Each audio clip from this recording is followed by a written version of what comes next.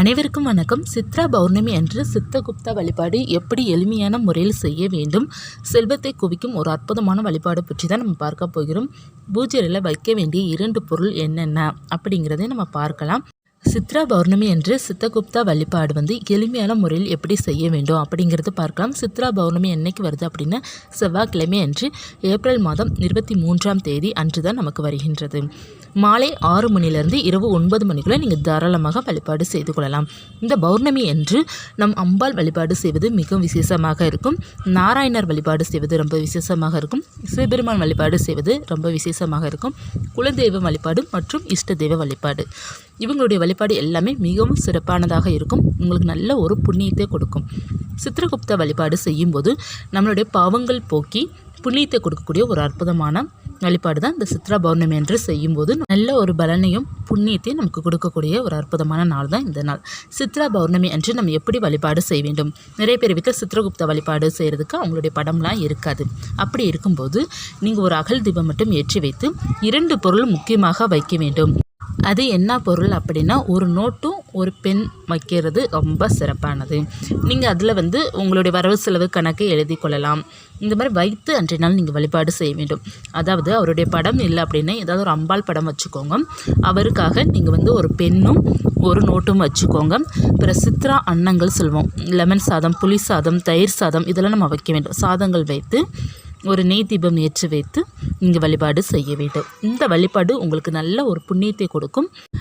அதற்கப்புறம் மிகவும் முக்கியமான வழிபாடு நம்மளுடைய குலதெய்வம் வழிபாடு. குலதெய்வம் வழிபாடு என்பது நம்மளுடைய குலத்தை காக்கக்கூடிய ஒரு முக்கியமான வழிபாடு தான் குலதெய்வம் வழிபாடு. அந்த குலதெய்வம் வழிபாடு படம் இல்லாதவர்கள் ஒரு நிறை சொம்பில் தண்ணீர் வைத்து கொஞ்சம் மஞ்சள் தூள், ஏலக்காய், கிராம்பு, 1 ரூபாய் நாணயம், பச்சை கற்பூரம் போட்டு கொஞ்சம் பூக்கள் வைத்து நீங்கள் வழிபாடு செய்ய வேண்டும்.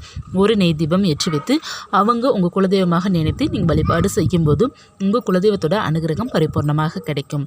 குலதெய்வம் கோயில் பக்கத்தில் இருக்குது அப்படின்னா போயிட்டு வர வேண்டும்.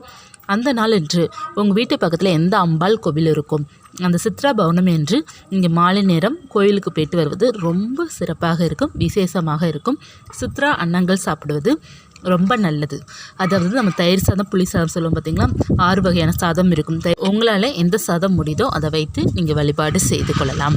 இஷ்ட தெய்வம் வழிபாடு மிகவும் சிறப்பானது. இஷ்ட தெய்வம் வழிபாடு நம்மளுடைய வாழ்க்கையில் பல முன்னேற்றத்தை கொடுக்கக்கூடிய ஒரு அற்புதமான வழிபாடு தான் இஷ்ட தெய்வம் வழிபாடு. உங்களுக்கு எந்த கடவுளை பிடிக்குமோ, அதாவது உங்களுக்கு பிடித்தமான தெய்வம், அது வராகினியாக இருக்கலாம், மற்ற அம்பாளாக இருக்கலாம், லக்ஷ்மியாக இருக்கலாம், குபேராக இருக்கலாம், முருகனாக இருக்கலாம். உங்களுக்கு எந்த தெய்வம் மிகவும் பிடிக்குமோ அந்த தெய்வத்தை அன்றைய நாள் வழிபாடு செய்ய வேண்டும். மகாலட்சுமி பூஜை செய்யலாம், குபேர பூஜை செய்யலாம். ஏன்னா இந்த பௌர்ணமி நமக்கு மிகவும் சிறப்பானது. சித்ரா பௌர்ணமி நமக்கு எப்படி வருடத்தில் 3 அமாவாசை ரொம்ப சிறப்பாக இருக்குமோ, அதே போல் வருடத்தில் ஒரு முறை இந்த சித்ரா பௌர்ணமி நமக்கு ரொம்ப சிறப்பான நாள். இந்த நாளை நம்ம தவற வெற்றக்கூடாது. பௌர்ணமி என்று நம்ம என்ன செய்ய வேண்டும், என்ன செய்யக்கூடாது அப்படின்னா, பௌர்ணமி என்று வழிபாட்டுக்கு நம்ம முக்கியத்துவம் கொடுக்க வேண்டும். அந்த நாள் அன்று நம்ம செய்கின்ற ஒவ்வொரு வழிபாடு நமக்கு நல்ல ஒரு பலனை கொடுக்கும். அதை நீங்கள் நம்பிக்கையுடன் செய்து பாருங்கள், நிச்சயமாக உணர முடியும். சந்திரனை வழிபாடு செய்ய வேண்டிய ஒரு முக்கியமான நாள் தான் பௌர்ணமி அன்று. இந்த பௌர்ணமி அன்று மாலை 6:30 ஒரு 7:30 8 மணிக்குள்ளே கூட நீங்கள் செய்து கொள்ளலாம். கையில் ஒரு 100 ரூபாவோ 11 ரூபாவோ நீங்கள் வைத்து கொஞ்சம் பச்சரிசி வைத்து நீங்கள் சந்திர பகவானை வழிபாடு செய்வது உங்களுக்கு நல்ல பண வரவு அதிகரிக்கும்.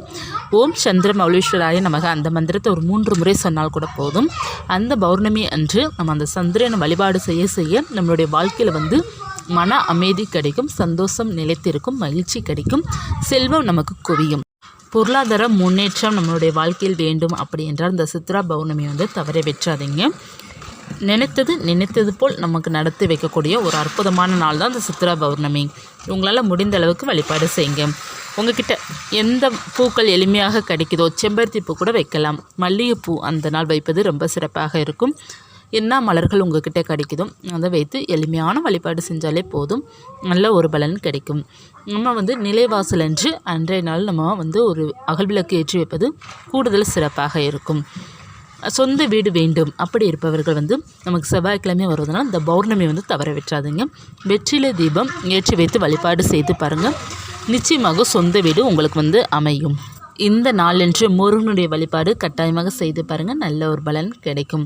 முருகனுடைய வழிபாடு வெற்றிலை தீபம் ஏற்றி வைத்து முருகனை மனதார மனமுருகி வழிபாடு செய்யுங்க. முருகன் அருளால் உங்களுக்கு எல்லா வகையான சந்தோஷமும் ஆரோக்கியமும் ஆயுளும் கிடைக்கும். நம்பிக்கையுடன் இந்த பௌர்ணமியை வழிபாடு செய்யுங்க. மாலை 6 மணிலேருந்து இரவு 8 அல்லது 9 மணிக்குள்ளே நீங்கள் வழிபாடு செய்து கொள்ளலாம். இந்த பதிவு உங்களுக்கு உபயோகமாக இருந்துச்சுன்னா லைக் பண்ணுங்கள். இது போன்ற தகவல் தெரிந்துக்கலாம் சேனல் சப்ஸ்கிரைப் பண்ணி வச்சுக்கோங்க. நன்றி.